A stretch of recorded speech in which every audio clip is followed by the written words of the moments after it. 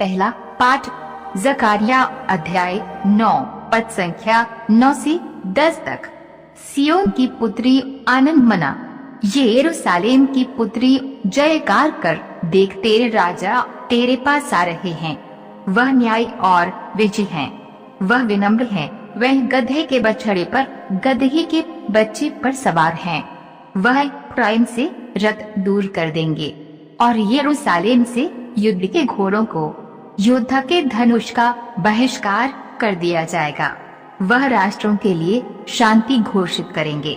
उनका शासन समुद्र से समुद्र तक और नदी से पृथ्वी के सीमांतों तक फैल जाएगा। यह प्रभु की वाणी है। दूसरा पाठ रोमियो अध्याय 8 पद संख्या 9 से 11 तथा 13। यदि ईश्वर का आत्मा सचमुच आप लोगों में निवास करता है, तो आप शरीर की वासनाओं से नहीं बल्कि आत्मा से संचालित हैं। जिस मनुष्य में मसीह का आत्मा निवास नहीं करता, वह मसीह का नहीं। जिसने ईसा को मृतकों में से जिलाया, यदि उनका आत्मा आप लोगों में निवास करता है, तो जिसने ईसा मसीह को मृतकों में से जिलाया, वह अपने आत्मा द्वारा जो आप में निवास करता है, आपके नश्वर शरीरों को भी जीवन प्रदान करेगा। इसलिए भाइयों, शरीर की वासनाओं का हम पर कोई अधिकार नहीं। हम उनके अधीन रहकर जीवन नहीं बिताएं। यदि आप शरीर की वासनाओं के अधीन रहकर जीवन बिताएंगे, तो अवश्य मर जाएंगे। यह प्रभु की वाणी है। सुसमाचार मत्ती अध्याय 11 पद संख्या 25 से 30 तक। उस समय ईसा ने कहा, पिता, स्वर्ग और पृथ्वी के प्रभु, मैं तेरी स्तुति करता हूँ, क्योंकि तूने इन सब बातों को ज्ञानियों और समझदारों से छिपाकर मेरे बच्चों पर प्रकट किया है। हाँ पिता, यही तुझे अच्छा लगा। मेरे पिता ने मुझे सब कुछ सौंपा है।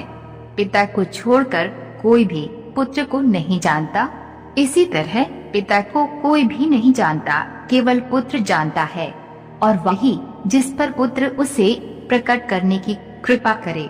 थके मांदे और बोझ से दबे हुए लोगों, तुम सभी मेरे पास आओ, मैं तुम्हें विश्राम दूंगा। मेरा जुआ अपने ऊपर ले लो और मुझसे सीखो। मैं स्वभाव से नम्र और विनीत हूँ। इस तरह तुम अपनी आत्मा के लिए शांति पाओगे, क्योंकि मेरा जुआ सहज है और मेरा बोझ हल्का।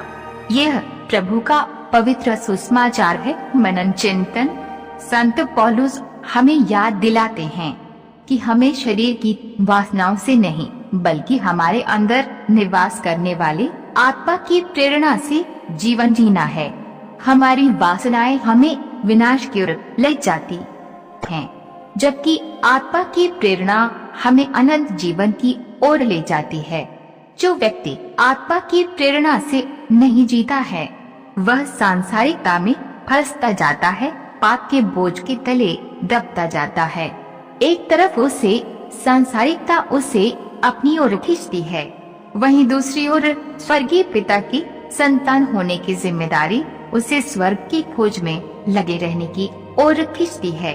इस खींचातानी में इंसान थकेगा नहीं तो और क्या होगा। प्रभु यीशु आज हम थके मांदे और बोझ से दबे हुए लोगों को बुलाते हैं, ताकि वे हमारे बोझ से हमें मुक्ति दिलाएं और हमारी थकान में हमें नव स्फूर्ति प्रदान करें। प्रभु यीशु हमें अपना जुआ अपने ऊपर लेने का निमंत्रण देते हैं। अगर हमने जुआ देखा है, तो हमें पता होगा कि जुए में 2 बैलों का होना जरूरी है। अकेला बैल उस जुए को नहीं खींच सकता। जुए में जुटने वाले दोनों बैलों को आपसी तालमेल बनाकर चलना पड़ेगा, नहीं तो उनका आगे बढ़ना असंभव है। हमारे जीवन के जुए में प्रभु यीशु हमारे साथ आना चाहते हैं, हमें अपने साथ लेना चाहते हैं। प्रभु जीवन के हर क्षण कदम से कदम मिलाकर हमारे साथ चलना चाहते हैं। क्या मैं अपने जीवन की थकान मिटाने के लिए प्रभु के साय में जीने के लिए तैयार हूँ? क्या मैं शरीर की वासनाओं को त्याग कर प्रभु के वचन के अनुसार जीवन जीने के लिए तैयार हूँ?